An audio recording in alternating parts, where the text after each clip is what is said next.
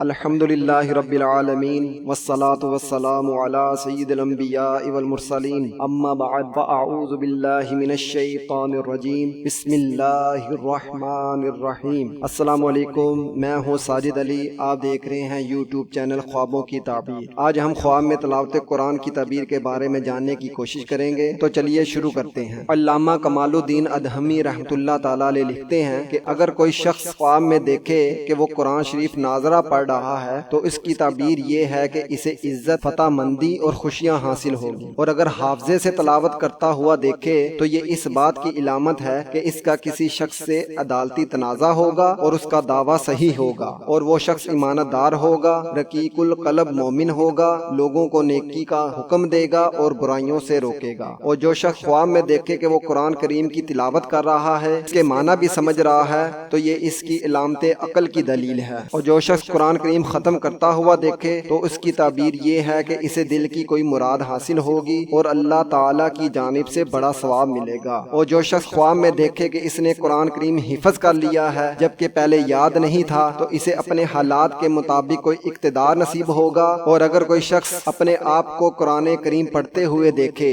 لیکن یہ معلوم نہ ہو کہ کون سی سورت یا کون سی آیت پڑھ رہا ہے، تو اگر وہ بیمار ہے تو انشاءاللہ عز و جل اسے شفا حاصل ہوگی، اور اگر وہ تاجر ہے تو اسے تجارت میں فائدہ ہوگا۔ اور اگر کوئی شخص خواب میں دیکھے کہ وہ کسی اور سے قرآن کریم سن رہا ہے تو اس کی تعبیر یہ ہے کہ اس کا اقتدار یعنی حسب حال مضبوط ہوگا، خاتمہ بہتر ہوگا، اور وہ مکاروں کی سازشوں سے محفوظ رہے گا۔ اور جو شخص خواب میں دیکھے کہ وہ قرآن پڑھ رہا ہے اور لوگ سن رہے ہیں تو اس کی تعبیر یہ ہے کہ وہ کسی ایسے منصب پر فائز ہوگا جس میں اس کے احکام کی تعمیل کی جائے گی۔ اور اگر کوئی شخص خواب میں قرآن کریم کو بگاڑ کر یا اس میں خلل واقع کر کے تلاوت کرتا ہوا دیکھے تو یہ اس کی بدحالی کی علامت ہے۔ میرے میٹھے میٹھے اسلامی بھائیوں، آج آپ نے سنا خواب میں تلاوت قرآن کے بارے میں کہ ان کی کیا کیا تعبیریں ہیں جو میں نے آپ کے سامنے بیان کر دی ہیں، اور اسی طرح کی خوابوں کے متعلق اور معلومات حاصل کرنے کے لیے دیکھتے رہیے یوٹیوب چینل خوابوں کی تعبیر۔ صلو علی الحبیب صلی اللہ تعالی